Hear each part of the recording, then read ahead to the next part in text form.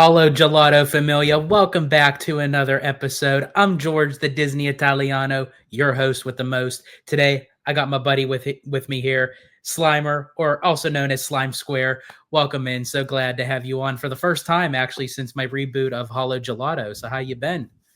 I'm doing great. Hey, it's a pleasure to be here. Thank you for inviting me on, and congratulations on Gelato. Thank you very much. And today I thought I'd invite Slimer on to kind of discuss and talk about his recent trip to Walt Disney World, where he got to experience a lot of the newer stuff that I have yet to experience. One in particular, I'm very curious to know about. So let's get into the conversation, shall we? So, Slimer, so you going back to Walt Disney World. First, let me just ask you the overall gist of being there at Walt Disney World's parks. A lot of people saying, like the crowd levels aren't really that hot right now.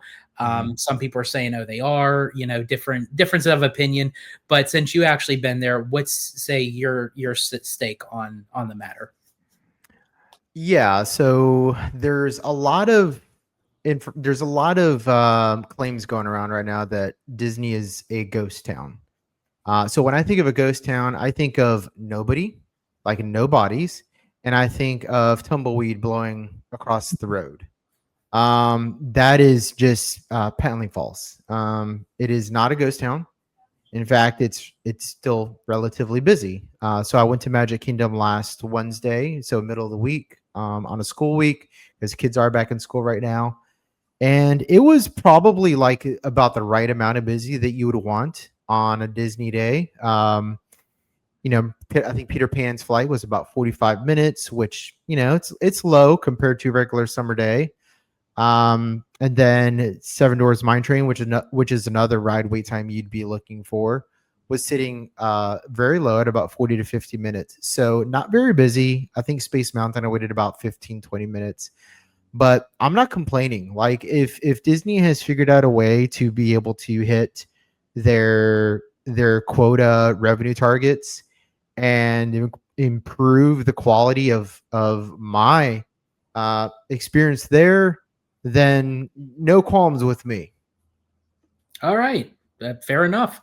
And so I want to go through some of the experiences that you just recently have experienced. And the one being that I'm more so very curious about is at Magic Kingdom with the new Beak and Barrel Pirates of the Caribbean themed bar kind of. I don't know. Is it a lounge? Is it also a lounge, or is it just like a strictly like a bar setting? No, it very much is a lounge. They do have lounge areas where you can. They're not formal dining tables. They also have standing bars that are not at the bar. So there's just a lot of different areas for you to sit and enjoy the space. So yeah, I would say it's a lounge bar. There's a bar, but then there's also lounge towards the back. So you go in sideways to the area, so to the left entrance, if you will, and then the bars to your left, and the lounges to your right. Okay.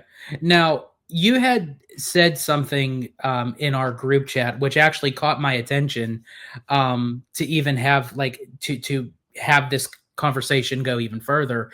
And you said that it's not just an experience of going to the bar, but it's an experience about in capturing the whole storyline of Pirates of the Caribbean, where you're including the bar and Hmm. the ride Hmm. being in the land itself. If you want to touch base to our viewers of what you actually meant by that. Yeah, no. So it really helps if you have perspective of the Pirates of the Caribbean in Disneyland, because if you've been to the Disneyland one, you know that this version is like it's like a miniature version of the one that you would experience in Disneyland, right? So you're really only getting about half the ride, maybe a little bit more. So what this bar lounge effectively does is that it kind of just rounds out that whole Pirates of the Caribbean experience, which if you're used to the Disneyland version, you feel like you kind of get shortchanged with this one. So it really rounds it out. So if you don't know where this is located, It's actually located between the exit of the ride by the gift shop and the entrance of the ride. So they smushed it right in the middle, and it's one of the existing buildings that have always been there. So they really didn't do anything new. They just repurposed a facility. So what I did is I booked a 6:30 for myself. 6:30 p.m. I rode the ride, got out. By the time I got out, it was time to hit my reservation. I did the check-in on the My Disney Experience, and boom, I was in the bar. And it was Pirates of the Caribbean, kind of like I haven't done it before, because it just kind of flushes it all out, which is as you would probably agree. I know you agree because we've talked about this. It's necessary for this attraction, and it just adds another gem to Adventureland, which, in my opinion, other than the Christmas theming on Jungle Cruise and a Jingle Cruise, has been pretty, like, lackluster. There hasn't really been any new introduction into that land, and basically since like Aladdin's magic carpets, right? So we're talking like the Iger era since Adventureland has seen anything new. So maybe, well, if you want to count the Jack Sparrow shows they used to have right across from Pirates of the Caribbean, you could say that. But other than those two things over decades, there hasn't really been a whole lot of new stuff. So I was excited for this, and I it is part of the Pirates of the Caribbean experience now. Yes. Yes, I absolutely love that, and especially because, like, of what I refer Pirates of the Caribbean down at Walt Disney World is basically the circumcised version of Disneyland's. Like, they just, like, snip the tip, um, not in a good Yes. way. Um, but I will say, I do love the overall theming of the queue in Magic Kingdoms a little bit more, where it makes it Hmm. feel like you're going down into, like, the dungeons of, like, of the Spanish Main or Tortuga or what have you, that takes you into the storyline. That I appreciate. But from what you're describing to me, I love how it basically adds on an additional storyline through a bar and lounge that you may not get necessarily in the ride, but it makes up for it. So because I remember you had said either go to like the bar and then do the ride or vice versa, but definitely incorporate both of them together as a whole. Yeah, definitely. If you have the opportunity to do both as a whole, it's just a more well-rounded, fleshed out Pirates experience for sure. And if you can do the map quest, it's even better, right? So Yeah. do the treasure hunt if you haven't done that yet. Now, let me ask you, as far as the animatronic parrot, Mhm. what say you on that? Because did you get to see it like up close in person, and is it just as I don't want to say lifelike because it's not really supposed to give off the notion of a lifelike parrot, but more of an animated parrot in the world of Pirates of the Caribbean. And plus, it's just adding another audio animatronic to Disney's roster, and I'm always down for a new audio animatronic. I would rather have that than something screen based. So whether it's in a ride, whether it's in a queue, whether it's in a restaurant, I welcome any kind of audio animatronic. So what can you say as far as like for the animatronic goes? Yeah, so as far as how realistic he is, I would say that he's not quite on Rocket Raccoon's level, but he's not Jose over at the Tiki Room, right? So he's kind of somewhere in between, kind of just like the Pirates and the Pirates of the Caribbean. But yeah, he looks cool. He comes out barely. What's funny about this is there's actually quite a few shows that happen while you're in the Beacon Barrel. So he's just one of several things where people stop and something happens and everybody pulls out their phones and starts recording for the gram, right? So he's just one of the instances, but he is cool. I like it. What I like is that you always know when something's going to happen because they always preface it with like either the lights dimming or a sound of thunder or the cast members or the pirate servers, they start chanting or doing something very silly and fun. So you always have a heads up so that way your attention is directed towards that thing. So yeah, he's cool. I love it. For anybody that doesn't know, there used to be a pirate at the or a parrot at the entrance of the ride, but now he's in the lounge. Would you say that the bar and lounge was fairly crowded? Was it overwhelming? Was it just enough? Was there Mhm. not enough people in there? Like, what say you on that? So Beak and Barrel actually utilizes the space better than Olga's Cantina. That's I feel Yeah, yeah, which is good. I feel like they took a lot of the lessons from Olga's Cantina and implemented those lessons into the layout of Beacon Barrel because it was full, crowded, packed. There was no wait. Like if you didn't have a reservation, you weren't getting in. So they were full house, but it didn't feel like it was full because they just utilized the space better. One of the things that I noticed was is they used a lot of like dividing walls, um, and on those dividing walls they actually had bars. Instead of bar stools, you stood. And I guess they thought to themselves, well, you're only going to be here for about 45 minutes. You really don't need to sit, despite the fact that they have a lot of seating. But towards the center of Beacon Barrel, there's a lot of standing in these dividing walls. And these dividing walls are great because they break up that open floor plan. Mhm. Whereas Olga's Cantina is it's an open floor plan, and traditionally open floor plans create more space, but it feels like you're nut to butt with a lot of people in Ogas, and no, I didn't get that feeling at all at Beacon Barrel. Like you had some elbow room. Well, that's good because I do know from going into a lot of those tight knit spaces, especially like with Ogas, it doesn't give you a whole lot of breathing room. I do love the overall theme, like with DJ Rex and everything, and how Hmm. they do like with the big like machinery of bringing out the drinks and everything. But I feel like obviously because that was supposed to be the front runner into the big restaurant that was supposed to go behind Oga's, which Hmm. unfortunately we didn't get. So it just seems like when you're just taking Oga's and just keeping it at just that space alone, it's like, okay, well, doesn't give us a whole lot of room to kind of breathe and everything. So that's good to know. I'm very excited to hopefully experience Beacon Barrel for myself when I come down in March. Now, so speaking of like the beverages, was there any one that stood out to you the most? Did you try any of like the specialty drinks or what did they have to offer? Yeah, so I had two of their specialty cocktails. It's just so you know, you're only limited to two alcoholic beverages. So I had the margarita, and then there was this another drink called the Lit Fuse. Now, between the both of them, I prefer the margarita. It's my Hispanic heritage. I'm a margarita man. You Hey, know what I mean? that's my Italian heritage, man. I always go for the margarita.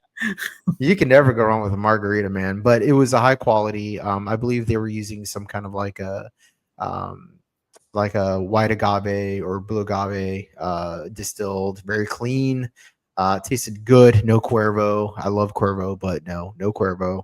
Cuervo is a good way to get kicked out of a park. All right, so Uh, but yeah, then the other drink that I got was called the Lit Fuse, and what was really interesting just about the entire selection of drinks and food that I tried is that there was a spice to it. There's a little bit of a picante. So um, spice was an overarching theme with the drinks and the food, which I love because pirates, they're spicy guys.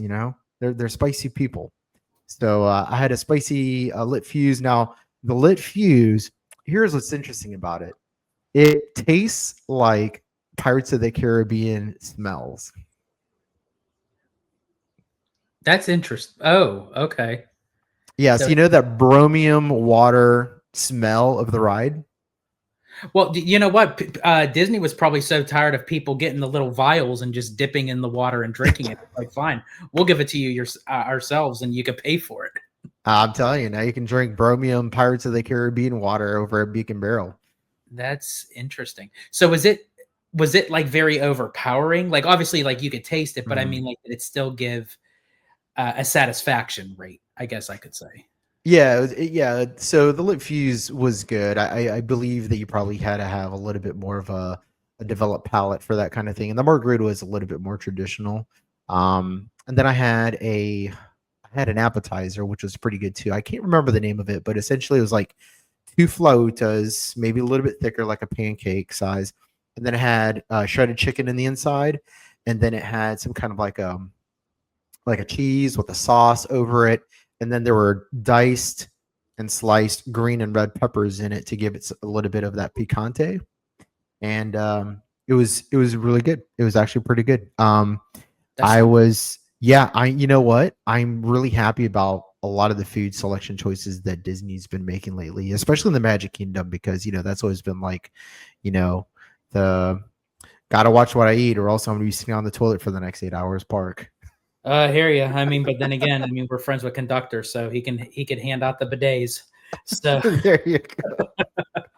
but so what do you know some of the other like snacks or type of food items that were on the menu? Yeah, so the other popular one, so I had one of the popular ones, which again, it's like two flautas with shredded chicken in the middle. It very much of like a Mexican kind of a dish. It wasn't Caribbean, it was very Mexican. And then they had plantain chips with, some kind of like a dip. I think they actually bring you like a charcuterie of different dips you can choose from, and all of them have a very bold flavor, whether it's sweet, spicy, tangy. So yeah, I mean, very much like, I Right up don't my know, alley.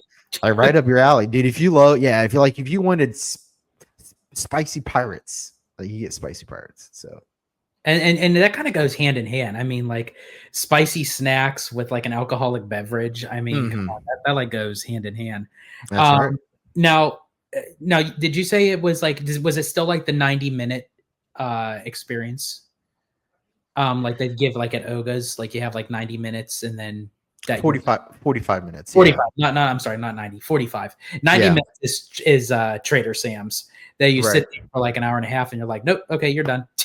Yeah. And, this is probably more akin to a Trader Sam's than it is to an Olga's Cantina. And I think that just makes sense thematically, because Trader Sam's, Polynesian, islands, Pirates of the Caribbean, same thing, except Hawaii, it's in, the Caribbean islands. So very much a lot of the same theme overlapping, but, more pirates.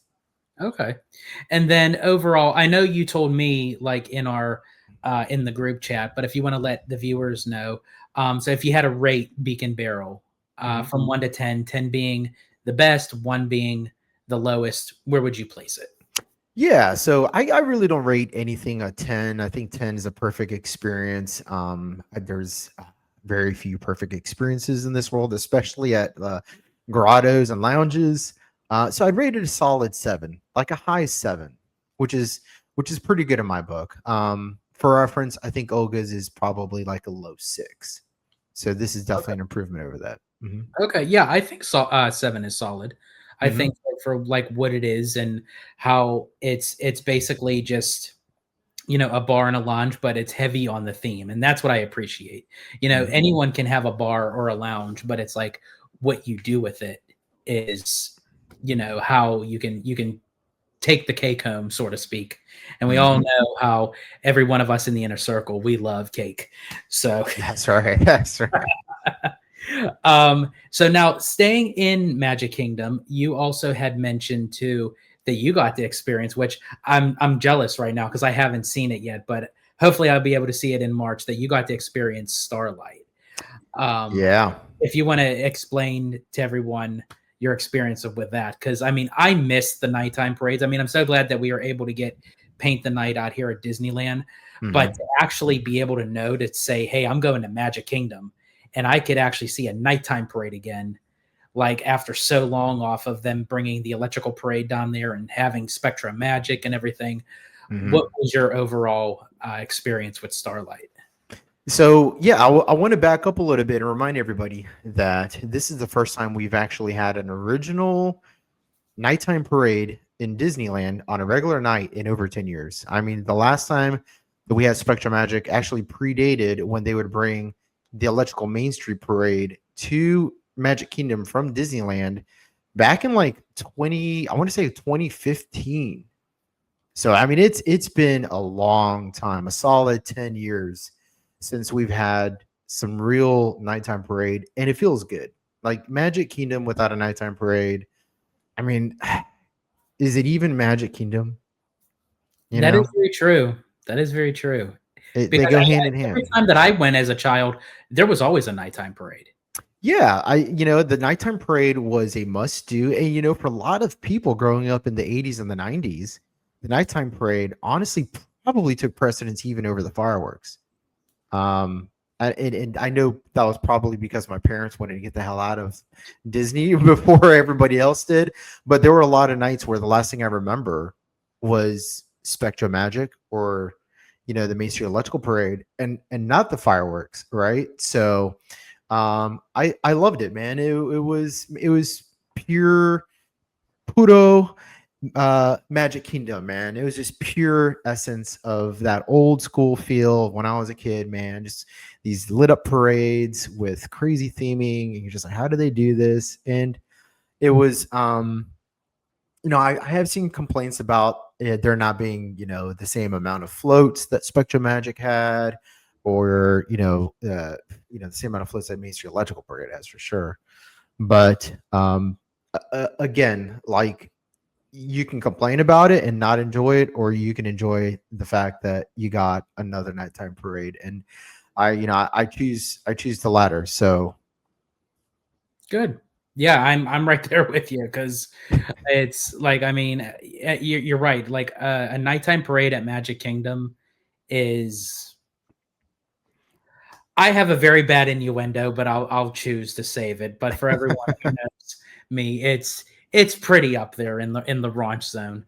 So, but so as far as the parade itself, mhm. um, what can you give us as far as like did you have like a favorite float? Was there something that was kind of separate than what you're used to seeing like from Spectrum Magic, and like what set this parade aside after, especially as you said, after like 20 some years? Yeah, I think the one thing that really separates this parade from the older parades is one, the soundtrack. It's definitely a lot more up to date. I appreciate Spectrum Magic soundtrack and Electric Main Street Parade, but they sound like they're from the 80s, and this one does sound fresh. There is a different sound, there is a different song that is very distinct for every single float. And remember, all these floats, they star some of their iconic IPs. So you have like Coco, you have Peter Pan, you have um, the fairy from Pinocchio, which she's the one that actually starts off the parade, and at the very end, you have this culmination parade with all of the Disney Fab Five. So, if I had to name my favorite parade float, I would probably say it was either between the Peter Pan and the Coco one. The Coco one actually made a really good utilization of like a clear screen with fiber optic LEDs in it to make it seem like there were fireworks exploding over the float. That was really cool. And then the Pinocchio float actually had Geppetto and Pinocchio inside of it. And so there was like a little bit of a special effect there going where he turns into a real boy and then they start dancing. So there are some new special effect techniques that they utilize in this parade that you didn't see in the old one. So I did like that aspect. And then, of course, culminates with Mickey and Minnie at the very end. And on that last float is where you hear like a remix of Spectro Magic, just as a little bit of a homage with some newer tunes weaved through it. And then it ends. I think the parade overall was about 18 minutes long. So for me, it's a really nice sweet spot of a time frame for a parade. I don't know about you, but I don't think that I want to sit and watch a parade for a whole 30 minutes. I think between 15 to 20 is a nice sweet time. Yeah, I think that's a perfect sweet spot of a time. Yeah, you're right. I don't want to see a parade that's going on for like 30, 35 minutes where it's like, oh gosh, like how long is this thing? But then I Yeah. also don't want to see something that's like 5 minutes where it's like, okay, I just stood here like Right. waiting for like 2 hours for something 5 minutes and you just get a cavalcade. Yeah. So I think, yeah, like 18, 20 minutes, that's a really good time. Now, there also was, and I forget his name because I remember covering this back when the parade first was opening. But they have an original character, which is a train. I just forget his name. He has like that kind of like traditional like animation face that interacts with the movements of the parade. Did you get to see him? Yeah, so I call him Thomas the Train on acid, and he's Thomas the Train on acid. Thomas the Train repurposed. Uh, Thomas the Train out of rehab. Rehab did not work. I It's don't remember. basically Thomas the Tank Engine, as if he was seen in Pineapple Express.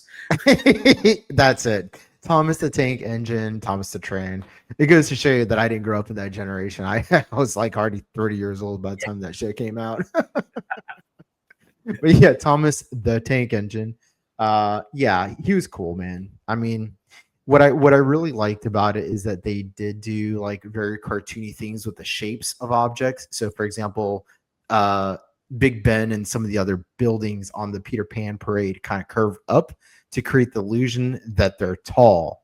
And they do that with a lot of different parade elements in this here. So very very good sculptor work of the wires and the frames of these things. I like. I think it's a high quality parade. I'd probably even argue that it's um, maybe up there with Spectrum Magic, just not as many floats. So if you're judging the quality of the float just based off of how many it has, you know, I obviously mean, that's a different thing. me, I would take a night parade over a day parade any day. Like if Disney had to pick and choose of like which one we could only keep one, get rid of the Yeah, day parades. Like I can deal with yeah, like a little cavalcade here or there, but if you want like a full fledged out parade, like do yeah. it. Yeah, I actually walked in when Festival of Fantasy was going on and everybody was there. I think the whole park was there. People still love that parade, man.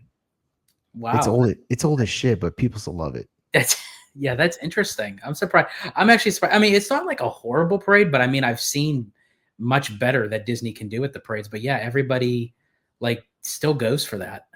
You Yeah, know, it has some really strong floats in it, I mean, you have Prince Charming fighting the dragon at the end. You have the swinging whatever those things are with the cast members on them.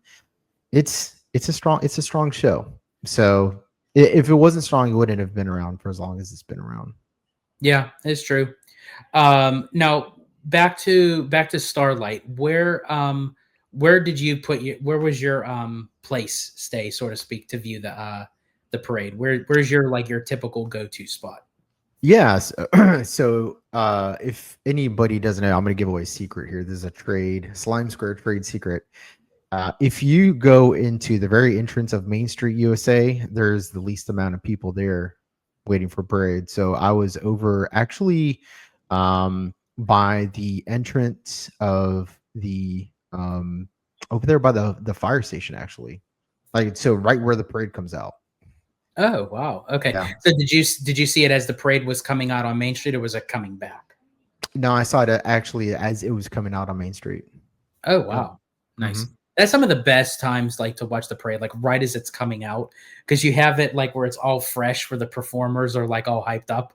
Where you catch Hmm. the end part of it, they're like, "Oh my gosh, just like get me back there!" Like I'm tired of doing the same thing after going all the way down Main Street. And the benefit of this is that you can watch the parade as it goes all the way by the Walt Disney World Railroad train station, and it goes all the way around towards the theater, and then down Main Street. So you can actually watch it for quite a while before it disappears out of sight.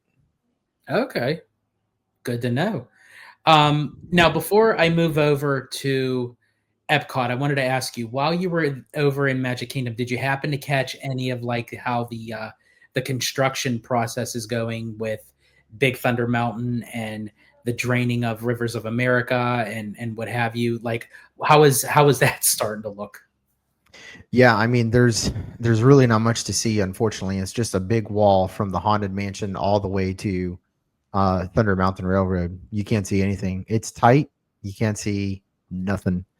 And I'm sure if you got onto either, I'm sure there's vantage points you can see it from, but Yeah, I didn't take any of those liberties to try to look inside of it. There's really nothing to see right now. I mean, it's just a drained rivers of America. Um, I know that while standing in line for the Haunted Mansion, it got a little warm because you don't have that cross breeze anymore. Hmm. So if you're standing underneath the canopies, yeah, it gets a little hot there. So, if you overheat very easily, bring a portable fan or just wear less clothes. But I go with option B. go with exactly. It is Florida, right? Yeah, of course. It gives me an excuse. I mean, I like to do that anyway, but That's right. That's right. now kind of going over to Epcot, and this is where I'm getting a little more interested because with Epcot, there's a lot of stipulation that like it went through this whole change and everything, and they basically like promised us something that it's not really what they did, essentially. But what is your take now on the state of Epcot as a whole? Before I get into some of the other stuff that I still don't even know about. Sure. Yeah. All right. So when I went to Epcot over the weekend, again, it's been about a year since I've been, and I like going. Um, I like going with some time spread out in between a lot of my major visits. So I'll get a pass. So for example, if you guys watching don't know how I like to do parks, this is how I like to do parks. I'll get a pass for a year. I'll go about a dozen times, and then I won't go for about a year because I like to have the attractions build up. I like their it's called pleasure delaying. Some of us that have a little more self control know how to do it, but um, I like to delay some of this theme park pleasure, if you will, and it allows these things to kind of like breathe and new attractions to open open up and form. Excuse me. Walt Disney heard me talking smack, but yeah. So that's how I like to do it. So it's been about a year since I've been. So uh I've experienced a couple new things. I experienced GEO-82, which was something again wasn't open the last time I went. Um, and then I tried to get on a test track, but it was a very rainy day, and we were not able to do that. We did do the standby queue for Guardians of the Galaxy, which was about a 70-minute wait. But by the time we had an opportunity to get on to test track, because it had been closed most of the day, the line was about 110 minutes. So ghost town. All right. Didn't get an opportunity to ride that, but I've heard nothing but good things. So, Epcot again is one of those parks that is always in a state of becoming. And Spaceship Earth was closed when we went. That one opens on the 25th after refurbishment. So this park is always in a state of becoming, and I don't think it'd ever be finalized. However, with that being said, I do think that World Celebration, World Discovery, World Nature is probably still only about 85% complete. I feel like it's definitely incomplete, not just compared to what they promised us, but just from like what we've seen, what we've had there, and what is possible. So, for example, Food and Wine Festival is going on right now. Some of the things that they've taken away are things like the chef meet and greets, the the culinary lessons that they do over in the what is it called, Wonders of Life Pavilion. All those things that used to be part of the Food and Wine Festival, they're all gone now. And so all you're really left with is the food booths that sell you morsels of a sample for like $8 to $10, right? So if you've done Food and Wine Festival more than once, you already know that there's really not a whole lot of new offerings when it comes to that aspect of it. Now they are trying to bring some more live entertainment that is like culturally representative of the different countries and world showcase.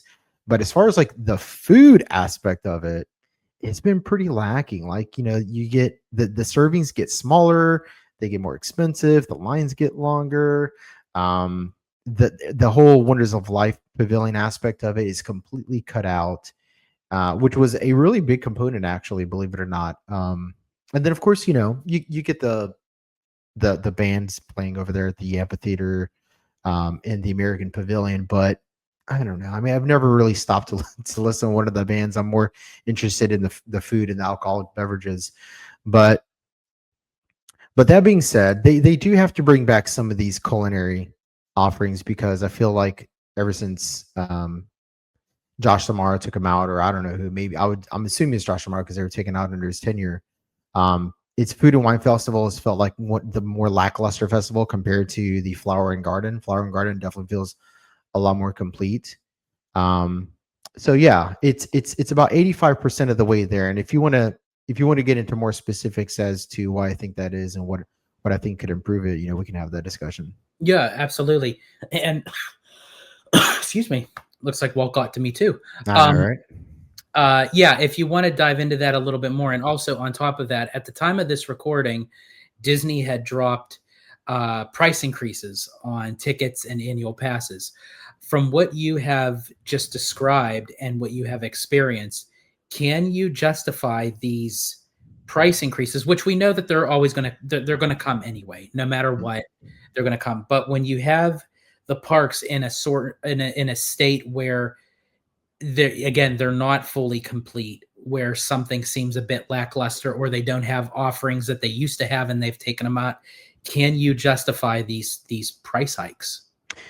I yes and yes, I would say yes. Overall, yes. And the reason I say yes is because when you compare them to other entertainment offerings like concerts, uh, Halloween Horror Nights, or baseball games, let's say season passes for your favorite football team, basketball team, an annual pass is still going to be on the lower end of any sort of season pass for your favorite football, baseball, basketball team, professional. Okay.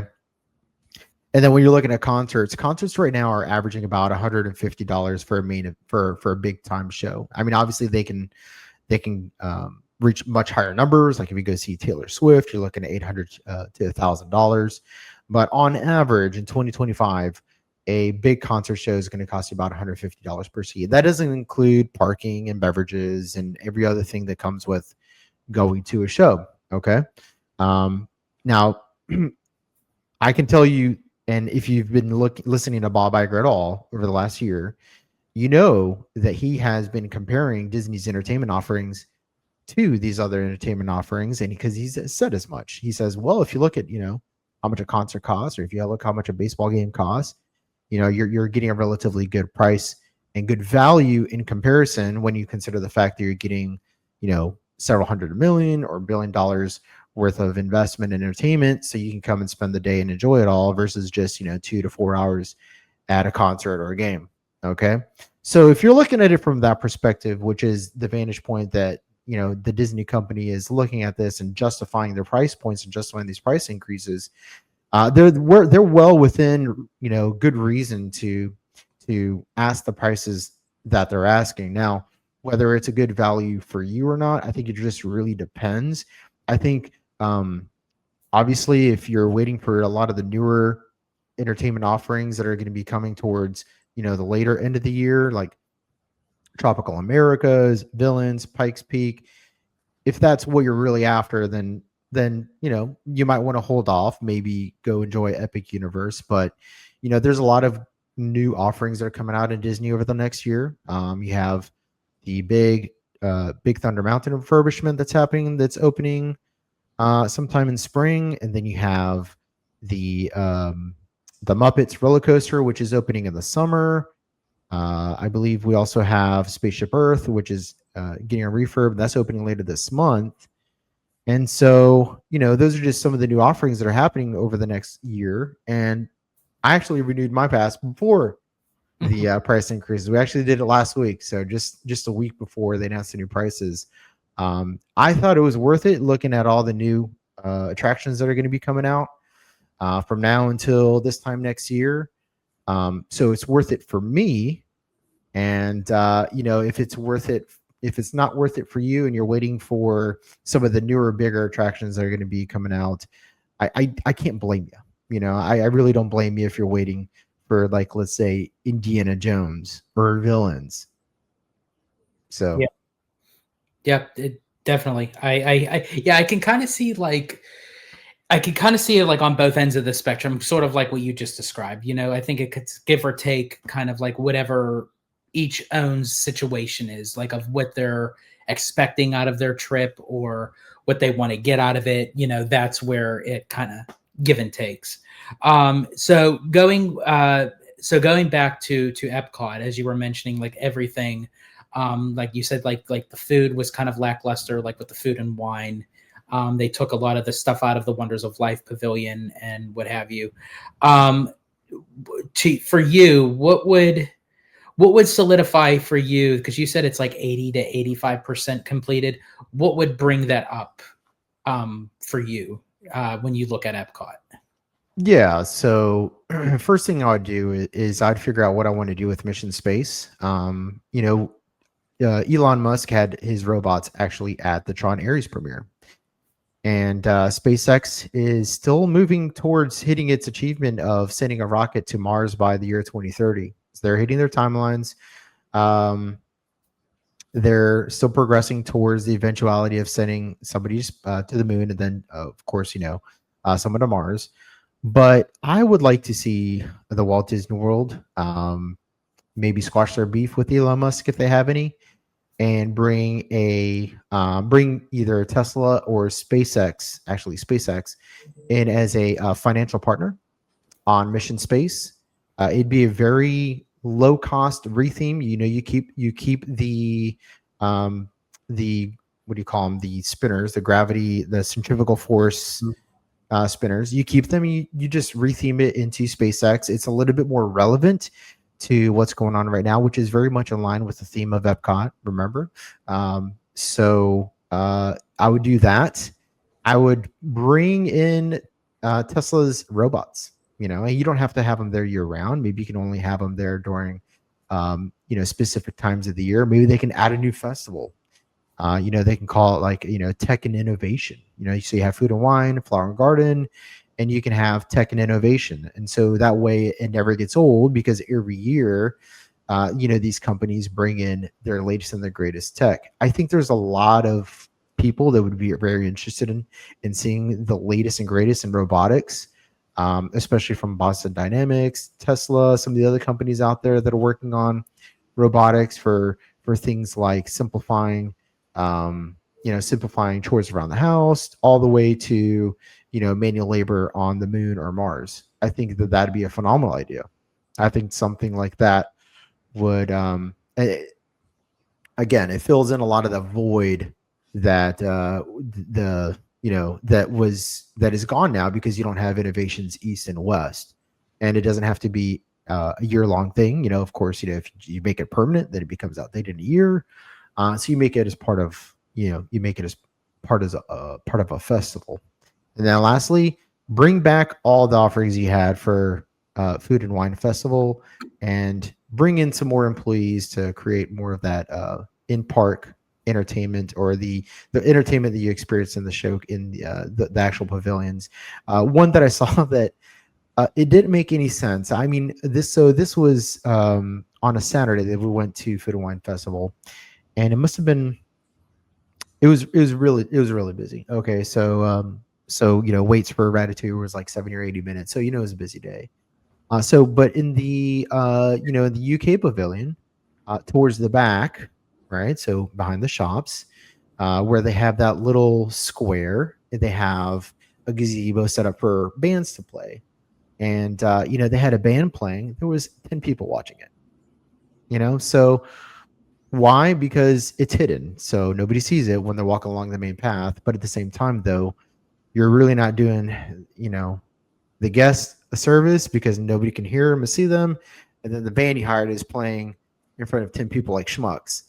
So, you know, um, so fix those kinds of things. Mm.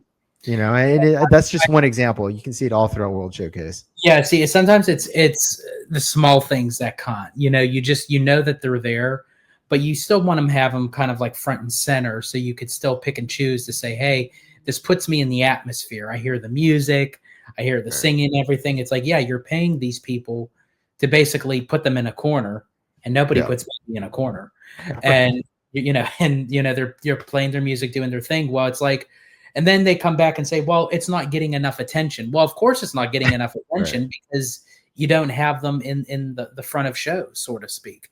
And as far Yeah. as like with the updated for like Mission Space that you had mentioned and everything, I think that would be really cool because it would bring Epcot out of the ashes of what it once was, where you're incorporating the newer kind of tech and integrating it into a park that basically, as I said, I know they have different neighborhoods now, but I still consider that part future world. I don't know why. It still just resonates with me with that. So I definitely agree with you on that. Now, kind of moving over to a little bit of World Showcase.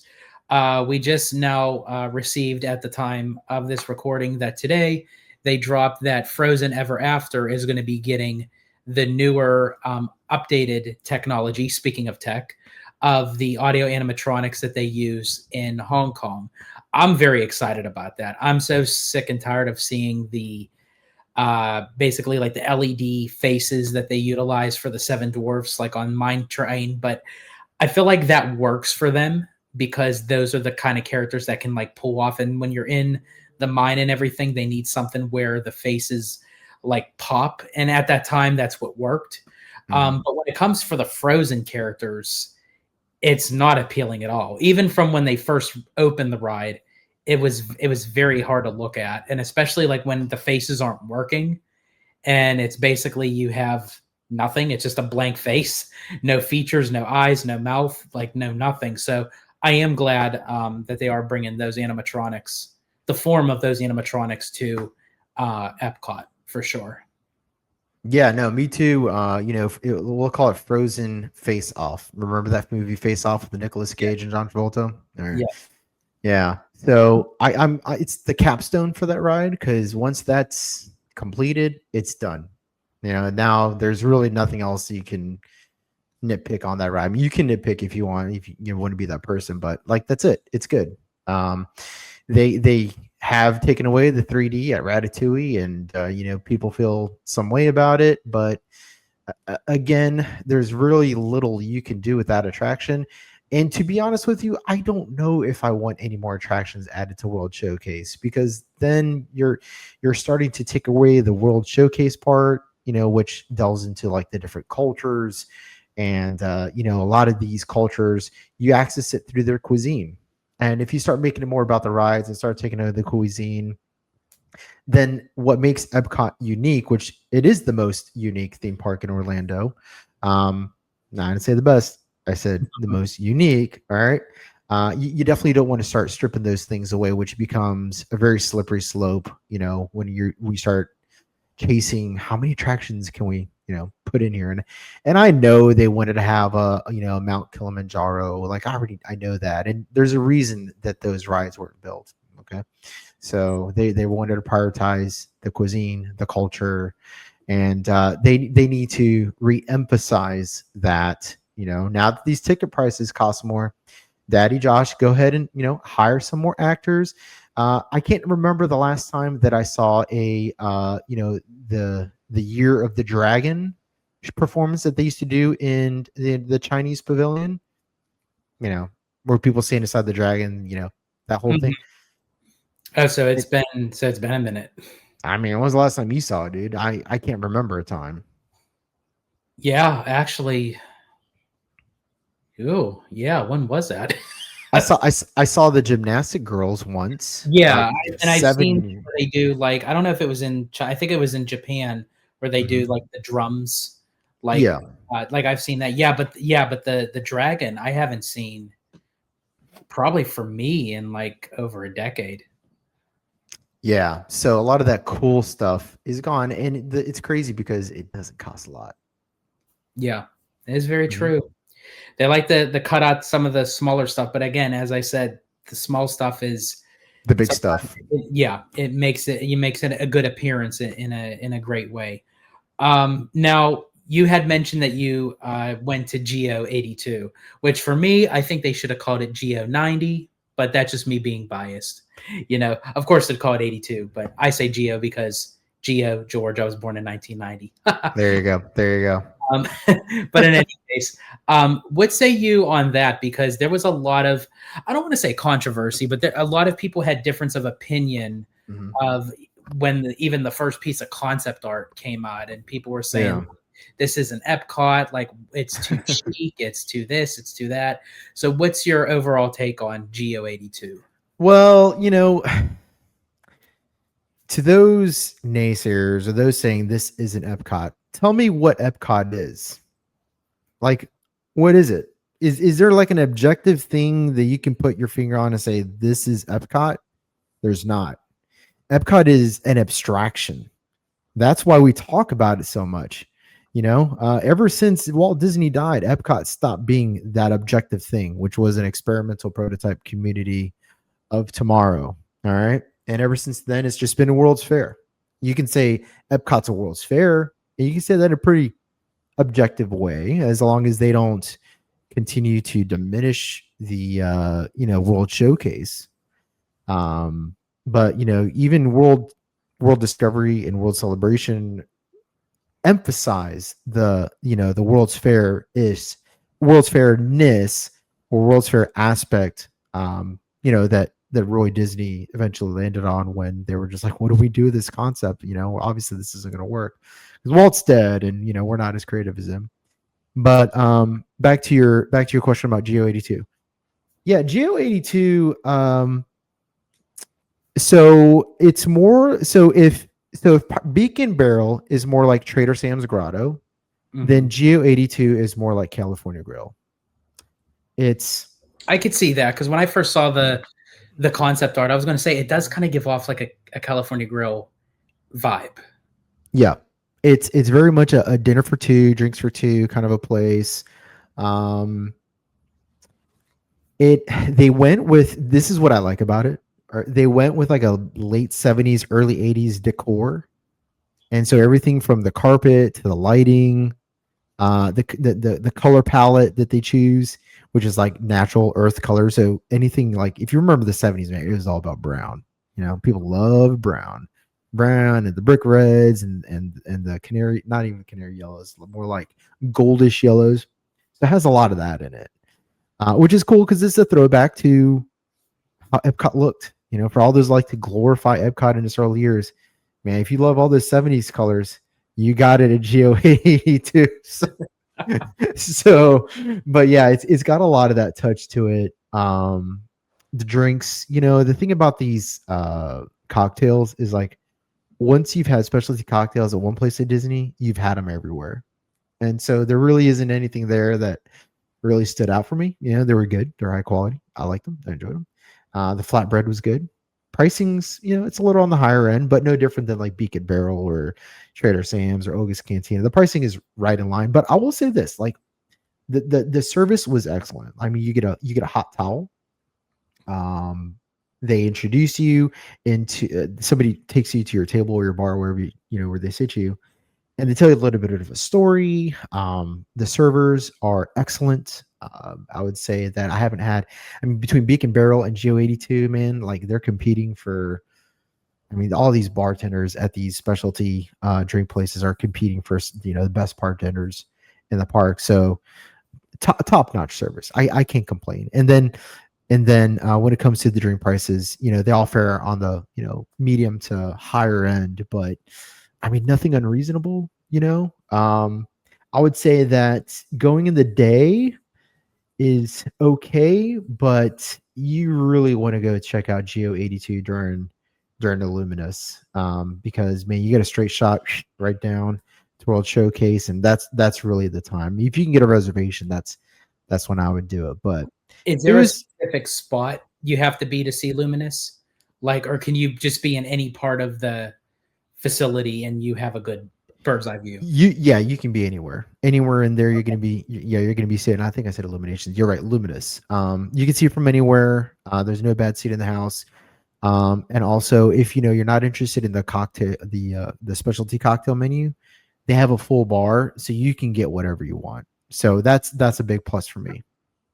And there wasn't a limit on time for GEO-82, or Not that I remember. No, yeah, I don't think so. I think we were there for about an hour, and nobody kicked us out. Okay. Was it crowded? Was there a decent amount of people in there? Yeah, it was a full house. Yeah, it was a full house.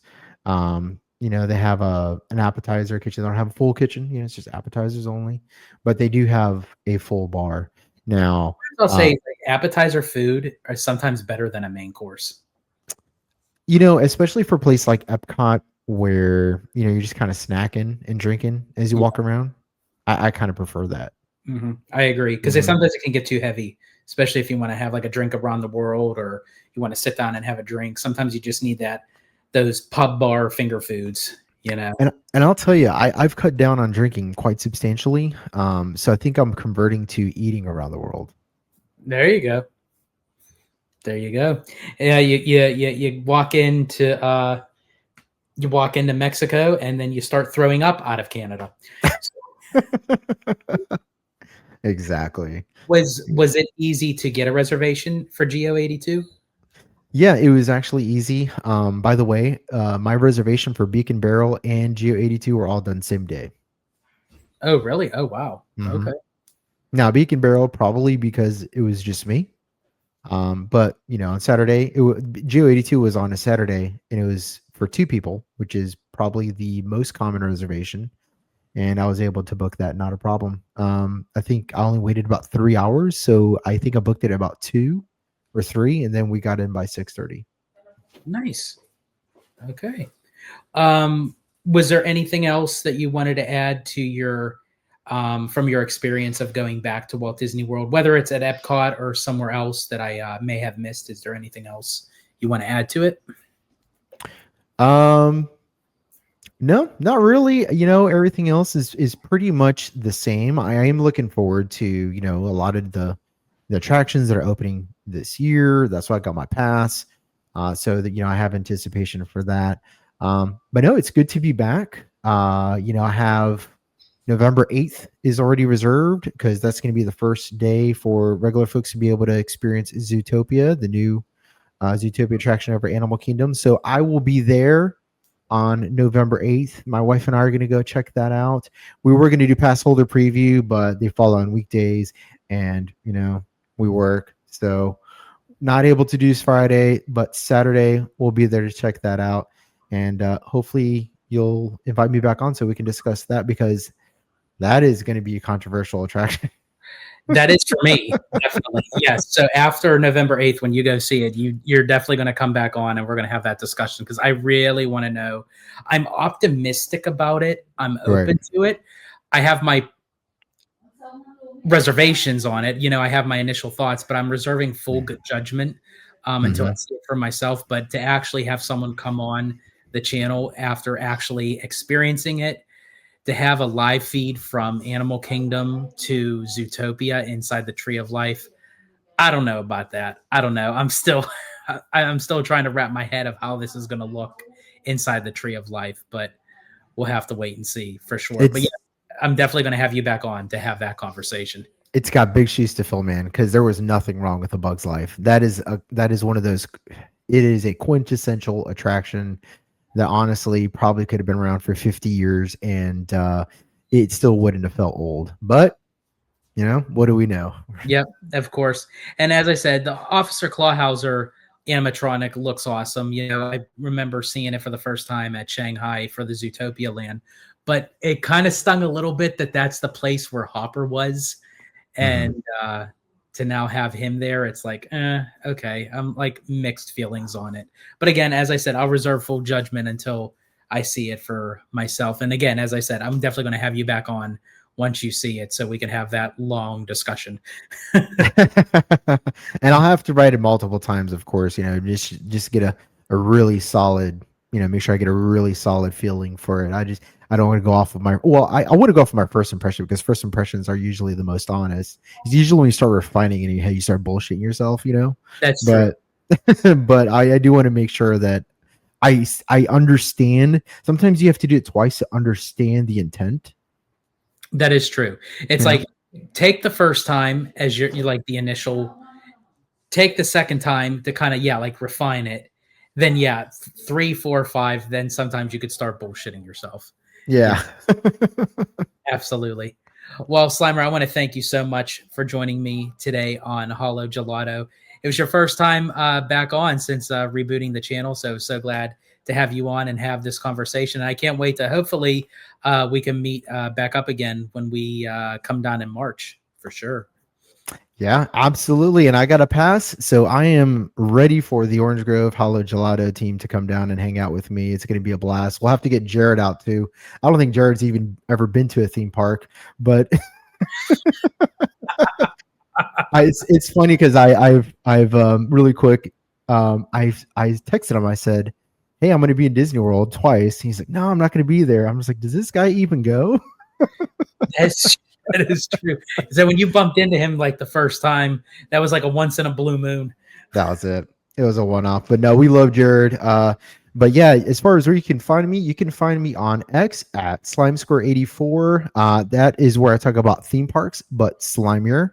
Basically, it's a roast website. So if you like Babylon Bee style humor, I basically take major theme park news and I roast it. And then if you guys want to check me out on Instagram, it's slime at Slimesquare84, and that's a lot less roasting and more reels. There we go. And again, Slimer, thank you for joining me on Hollow Gelato. And thank everyone for joining us today. Comment down below on everything that we discussed. If you have any comments, concerns, opinions, throw them in the chat. We love hearing from you. And I'm George, the Disney Italiano. And as I always say, in Disney Italiano fashion, stay safe, stay healthy, stay Disney. Italiano out.